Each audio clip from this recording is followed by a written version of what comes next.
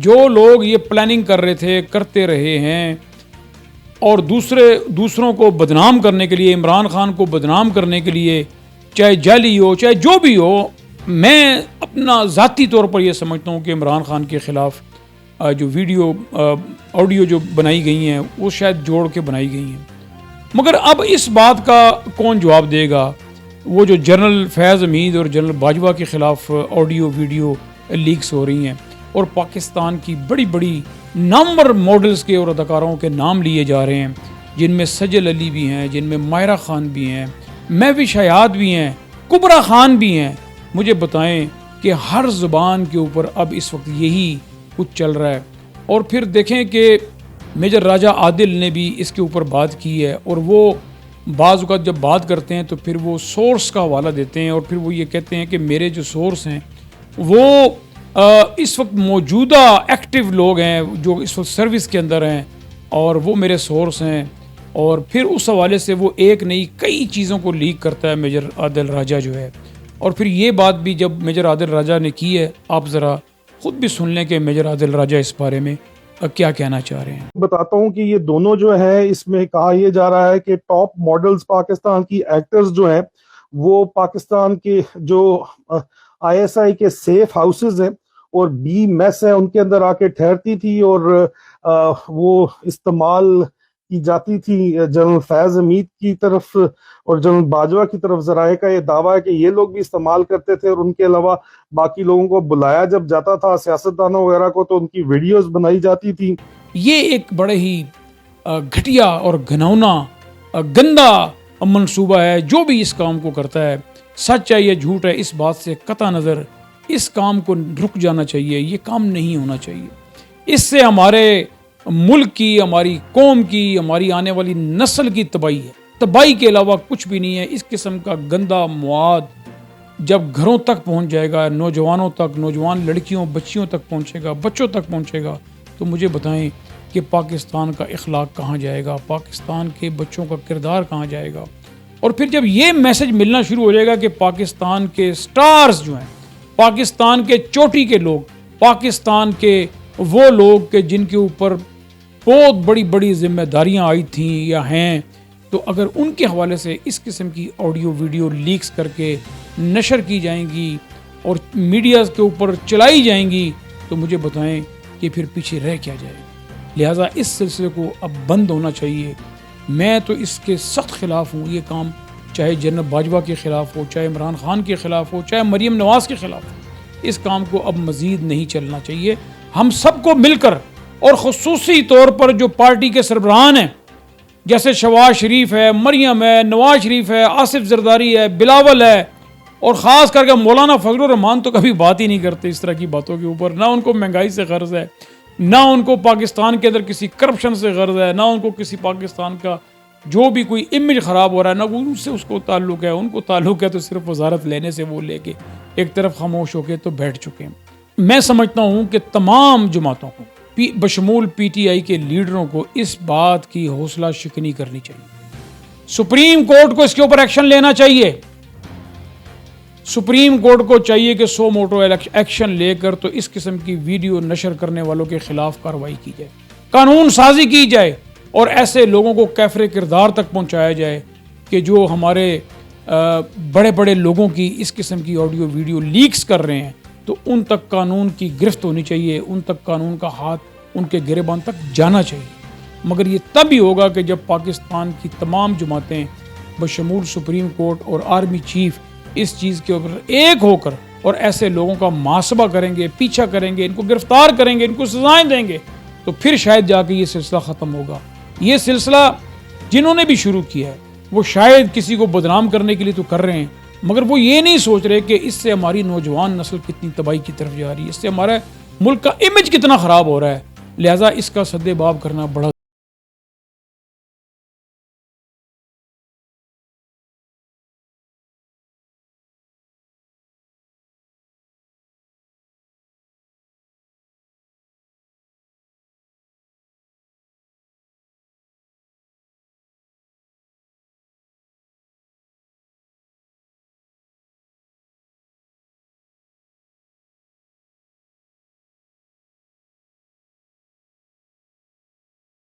تو مریم نواز اور نواز شریف یہ کہتے رہے کہ ہم تو ان کو منع کرتے تھے کہ اس کام میں نہ پڑو، مگر جب حالات کو تھوڑے بہتر نظر آتے تو پھر کریڈٹ لینے کی بات کرتی مریم نواز اور نواز شریف۔ یہ اسی طرح ہی ہے کہ جیسے جیسے کوئی اچھے کام ہوں تو پی ڈی ایم کہتی ہے کہ یہ ہم نے کیے ہیں، جہاں کوئی بری بات ہوتی ہے تو کہتے ہیں یہ عمران خان کر کے چلا، ٹھیک ہے۔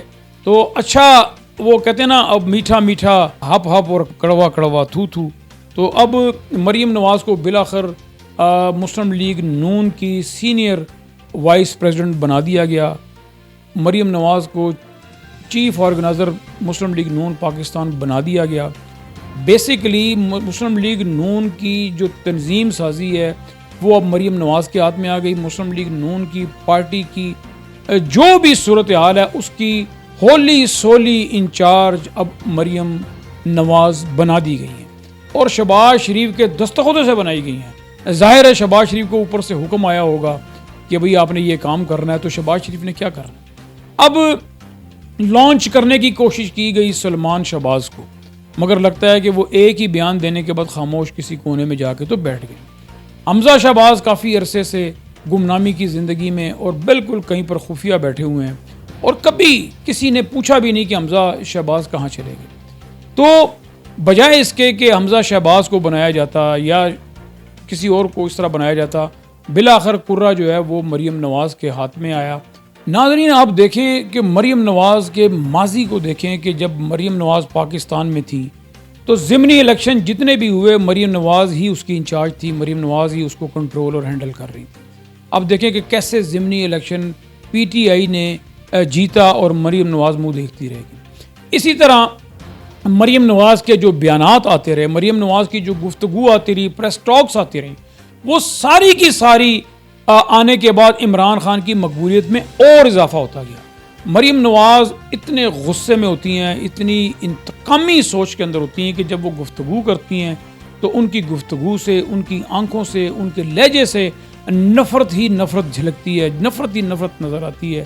تو سیاسی لوگ تو بڑے میچور ہوتے ہیں، سیاسی لوگ تو بڑے حوصلے والے ہوتے ہیں، مگر مریم نواز نے اپنی پالیسی، اپنے طریقہ کار سے مسلم لیگ کو جتنا نقصان پہنچایا شاید کسی اور شخص نے یا کسی اور پارٹی نے نہ پہنچایا ہوگا۔ اب میں سمجھتا ہوں کہ ماضی میں عمران خان کی جو مقبولیت میں تھوڑا بہت مزید جو اضافہ ہوا یا جو ضمنی الیکشن کے اندر عمران خان کی جیت ہوئی، اس میں کچھ نہ کچھ حصہ مریم نواز کا بھی ہے۔ اب مریم نواز کو آئندہ کے لیے سینئر وائس پریزیڈنٹ بنا دیا گیا، چیف آرگنائزر بنا دیا گیا۔ اب ظاہر ہے کہ وہ اپنی جماعت کو، پارٹی کو چلائیں گی، اس کے لیے کام کریں گی، مگر جو ان کا طریقہ کار ہے اس طریقہ کار کے ہوتے ہوئے میں نہیں سمجھتا کہ کبھی بھی مسلم لیگ نون جو ہے وہ کامیابی حاصل کرے گی۔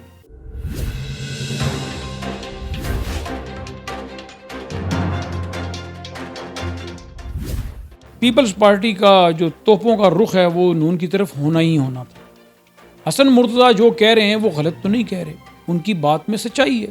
اب دیکھیں حمزہ شہباز جب وزیر اعلیٰ تھے تو اس کے علاوہ پارٹی کے اندر کوئی اور شخص ان کو نظر نہیں آیا، اور مسلم لیگ نون جو ہے وہ جب بھی کسی کو وزیر اعظم بناتی ہے تو ظاہر ہے اپنے ہی لوگوں کو بناتی ہے۔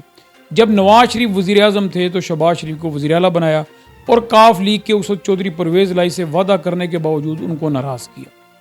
حق بنتا تھا پرویز الہی کا اس وقت وزیر اعلیٰ بننے کا جب شہباز شریف وزیر اعلیٰ بنے، مگر انہوں نے اس وقت وزیر اعلیٰ شہباز شریف کو بنانا ہی بہتر سمجھا۔ وہ دور گزر گیا، اب پھر اگلا دور آیا۔ اگلے دور میں آپ دیکھیں کہ جب موقع ملا تو انہوں نے پھر حمزہ شہباز کو وزیر اعلیٰ بنایا۔ اس کے بعد آپ دیکھیں کہ وزیر اعلیٰ شہباز شریف کو جب عدالت سے ڈسمس کیا گیا، فارغ کر دیا گیا عدالت سے، تو پھر اس کے بعد وہ خاموشی سے لندن جا کے تو بیٹھ گئے۔ مگر کیا کسی پارٹی کے عہدیدار کو، کسی شخص کو جرأت ہوئی یہ سوال کرنے کی کہ حمزہ کہاں ہے؟ پارٹی اس وقت پریشانی میں ہے، مصیبت میں ہے، جد و جہد کر رہی ہے، یا جو بھی اپنی غلطیوں سے کر رہی ہے، جو بھی اس کو آپ سمجھیں، مگر حمزہ شہباز اس پورے پروسیس سے باہر ہے۔ پنجاب میں اس وقت حکومت ہے پی ٹی آئی کی، کاف لیگ کی، پرویز الہی کی۔ اب چاہیے تو یہ تھا کہ اپوزیشن کا رول، کردار جو ہے وہ اسمبلی کے اندر حمزہ شہباز کرتے، مگر حمزہ شہباز جیسے ہی وزارت اعلیٰ سے ہٹے وہ سیدھے لندن جا کے اب بیٹھ گئے اور کوئی بیان، کوئی کچھ نہیں دیا۔ پھر ایک مرتبہ پھر ابھی پچھلے دنوں میں جب کوئی تھوڑی سی اس قسم کی کوئی امید ان کو نظر آئی کہ ہم جو پرویز لائی ہے وہ اعتماد کا ووٹ نہیں لے سکیں گے، تو پھر رانا ثناء اللہ نے اور ان کے اور 2-3 پارٹی لیڈروں نے آپ دیکھیں کہ کیسے حمزہ کا نام پھر لینا شروع کر دیا اور پھر کہنا شروع کر دیا کہ حمزہ شہباز جو ہے وہ وزیر اعلیٰ کے لیے ہمارے امیدوار ہیں اور وہی فیورٹ ہیں اور فلاں فلاں یہ وہ۔ تو اوبیسلی اس کے اوپر پیپلز پارٹی کو بھی اعتراض ہوگا، ان کی باقی اتحادی جماعتوں کو بھی اعتراض ہوگا کہ ایک شخص جو وزارت اعلیٰ سے ہٹا اور وہ جا کے لندن بیٹھ گیا، اب جب دوبارہ کوئی چانس بنتا ہوا نظر آیا تو پھر اس کا نام لینا شروع کر دیا۔ کبھی کسی نے اس کے اوپر کوئی تنقید نہیں کی، کبھی کسی نے اس کے اوپر کوئی بات نہیں کی۔ اب یہ کوئی طریقہ تو نہیں ہے، تو وہ پیپلز پارٹی کی میں سمجھتا ہوں کہ اس قسم کی تنقید کرنی تو بنتی ہے۔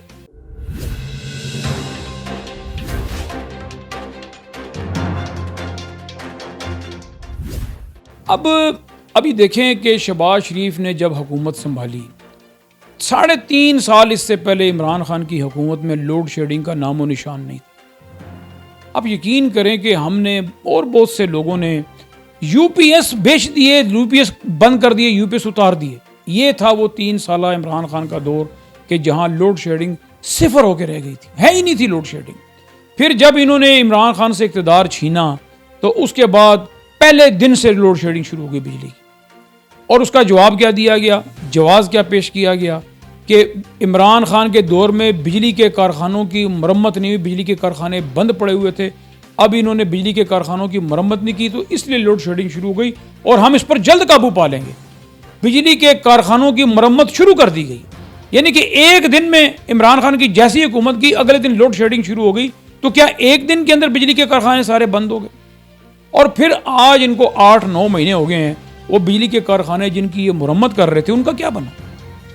بات یہ ہے کہ یہ پیسے نہیں خرچ کرتے، کیونکہ ظاہر ہے بجلی چلانے کے لیے، کارخانے چلانے کے لیے تیل کی ضرورت ہے اور بہت سی چیزوں کی ضرورت ہوتی ہے جس کے لیے پیسوں کی ضرورت ہوتی ہے۔ تو عمران خان اپنا انہی وسائل کے اندر، اسی بجٹ کے اندر سب کچھ کرتا رہا ہے، مگر اچانک جیسے عمران خان کی حکومت ختم ہوئی، زندگی کے تمام شعبے دیکھ لیں، زندگی کے تمام شعبوں میں پی ڈی ایم حکومت پوری طرح ناکام ہوئی اور پھر الزام عمران خان پر لگاتی رہی۔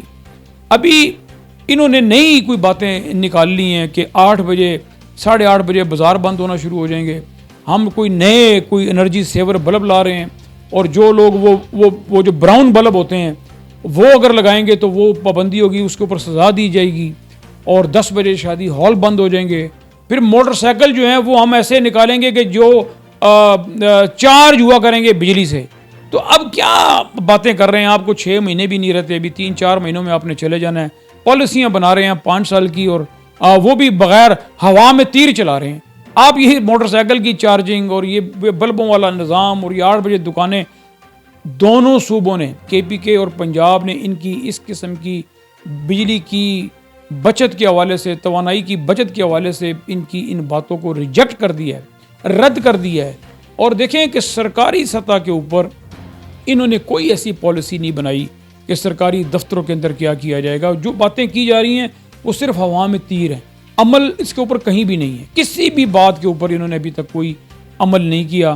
اب یہ ایسا یعنی کہ جب بھی ٹارگٹ ہوتا ہے تو پاکستانی عوام ٹارگٹ ہوتی ہے، جب ان کے حالات خراب ہوتے ہیں تو کہتے ہیں جی ٹیکس زیادہ وصول کرو لوگوں سے، بجائے اس کے کہ مزید لوگوں کو ٹیکس کے سرکل کے اندر لے کر آئیں۔ یہ انہی لوگوں سے جو پہلے سے ٹیکس دے رہے ہیں ان سے مزید ٹیکس لینا شروع کر دیتے ہیں۔ تو ان کی کوئی ایسی پالیسی نہیں ہے، نہ یہ پالیسی ان کی کامیاب ہوگی، نہ عوام ان کے ساتھ کھڑی ہوگی، نہ عوام ان کی کوئی بات کو مانتی ہے۔